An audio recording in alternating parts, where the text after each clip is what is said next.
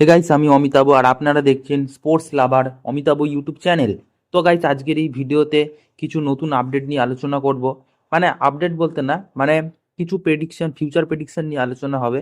সেটা হচ্ছে মোহনবাগান টিমের যে ভবিষ্যতে, মানে এই সিজনে মোহনবাগানের স্কোয়াডটা ঠিক কীরকম হচ্ছে, নতুন নতুন যে প্লেয়ার আনলো গেল, তাতে আমাদের দলের স্কোয়াডটা ঠিক কীরকম দেখতে লাগবে, এবং আগামী দিনে আরও বড় আমরা টুর্নামেন্ট খেলবো।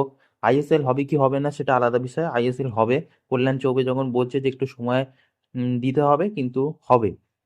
তো সেটাই বলেছে। তো যাই হোক, আইএসএল হয়তো পরে হবে, বাট আমাদের এএফসি আছে, এসিএল টুটা খেলতে হবে। তো সেখানে কিরকম কিরকম প্লেয়ারদের নিয়ে কিরকম কিরকম স্কোয়াডটা হতে পারে আমাদের মোহনবাগানের, তো সেটা নিয়ে আজকে আমরা ছোট্ট করে আলোচনা করে নেব। তো চলো ভিডিওটা শুরু করা যাক। তো এই মুহূর্তে আমাদের যেসব প্লেয়ারগুলো আছে, তো তাদেরকে নিয়ে যে আলোচনা করি, এবং মোহনবাগানের যে ষষ্ঠ বিদেশি, তো সেই হবে হচ্ছে রবসন রবিনো। এছাড়া আর কোনো প্লেয়ার হবে না। তারপরেও যদি অন্য কোনো বিদেশি যদি এক্সট্রা যদি কিনে রাখতে চায় সেটা আলাদা বিষয়, বাট ষষ্ঠ বিদেশি হিসেবে গ্রেগ স্টুয়ার্টের বদলে ওই রবসন রবিনোই আসছে। রবসন রবিনোর সব কিছু নাকি ভিসা টিসা সব কমপ্লিট হয়ে গেছে ভারতে আসার জন্য। হয়তো খুব শীঘ্রই আগস্ট মাসের মাঝখানেই হয়তো রবসন রবিনো ভারতে এসে, কলকাতায় এসে আর কি মোহনবাগান ক্লাবে সাইন করবে। মানে প্রায় কনফার্ম হয়েই গেছে রবসন রবিনোর সাথে, শুধু এবার ডিল ডানের, মানে ডিলে সাইন করাটাই বাকি। তো রবসনই হবে হয়তো আমাদের ষষ্ঠ বিদেশি। তো তাদেরকে ধরে, আর মাঝখানে হয়তো ওই অভিষেক সিং এলো, অভিষেক সিংও সাইন করেছে। তো তাদেরকে নিয়ে একটা যে নতুন টিমটা তৈরি হচ্ছে, তো সেটা কিরকম দেখতে লাগছে। তো আমি একটা স্কোয়াড বানিয়েছি। তো এটা একটা প্লেইং 11 বানিয়েছি।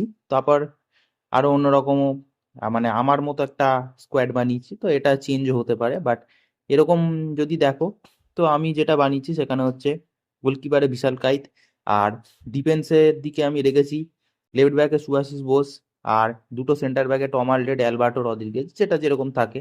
তারপর ওটা হাফ টাইমের পর চেঞ্জ হয়ে গিয়ে ওই জায়গায় তোমাদের দিব্যেন্দু বিশ্বাসও ঢুকে যেতে পারে। আর ওদিকে আমি রাইট ব্যাকে রেখেছি হচ্ছে অভিষেক সিং। এবার অভিষেক সিংকে আমি একটু রেখেছি, নয়তো অভিষেক সিং এর জায়গায় ওই জায়গাটা আশিস রায় থাকতে পারে, বা আশিস রায়ের পরে অভিষেক সিং আসতে পারে, এরকম কিছু একটা হতে পারে। তারপরে মিডফিল্ড আমি এরকম রেখেছি। এবার এটা যদি অন্যরকম ফরমেশন চাও, তো সেখানে অন্যরকম মিডফিল্ড হবে। তো এখানে মিডফিল্ডে আমি ওই রাইটে রেখেছি মানবীর, লেফটে রেখেছি লিস্টন কোলাসো, ওদিকে মিডফিল্ডে রেখেছি আপুইয়া আর থাপাকে রেখেছি। তো এইগুলো সবই চাইলে চেঞ্জ হওয়া যায়, বিভিন্ন রকম ভাবে হওয়া যায়। এখানে অ্যাটাকিং মিডফিল্ড রাখিনি, তো এখানে অ্যাটাকিং মিডফিল্ড থাকলে সে জায়গাটা আমি সাহাল আব্দুল সামাদকে রাখতে পারতাম, বা দিমিত্রি প্যাট্রাটসকে দিয়েও আমি রাখতে পারতাম। এছাড়া অ্যাটাকিং মিডফিল্ডের জায়গাতে আমি রবসন রবিনোকেও ইউজ করাতে পারতাম। তো রবসন রবিনো এরা সবাই প্লেইং 11-এ থাকছে। তো যদি চায় তো রবসন রবিনোকেও ইউজ করা যেত। আর ওদিকে স্ট্রাইকারে রেখেছি জেসন কামিন্স আর ম্যাকলারেন, এরকম আমি দুটো স্ট্রাইকার রেখেছি। তো ওভারঅল এইরকম টাইপের একটা আমি প্লেইং 11 সাজিয়েছি।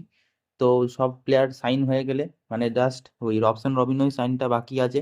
আর এছাড়া আরও শুনছিলাম ওই মেহতাব সিং ফিং নিয়ে, সেই মেহতাব সিং এর সেই ডিলটা এখনো আটকে আছে মুম্বাই সিটি এফসির সাথে। তাদের তো নাকি সোয়াপ ডিল হবে, তো সেই সোয়াপ ডিল কবে হবে জানা নেই। বাট যাই হোক, যেদিনই হোক, আপাতত এরকম একটা ওভারঅল আমি দিয়ে রাখলাম। তারপর চেঞ্জ হলে চেঞ্জ হবে। তো এই ছিল আপডেট। এরকম আরো আপডেট পাওয়ার জন্য অবশ্যই চ্যানেলটাকে সাবস্ক্রাইব করে বেল আইকন অন করে রাখো। তো দেখা হচ্ছে পরের ভিডিওতে।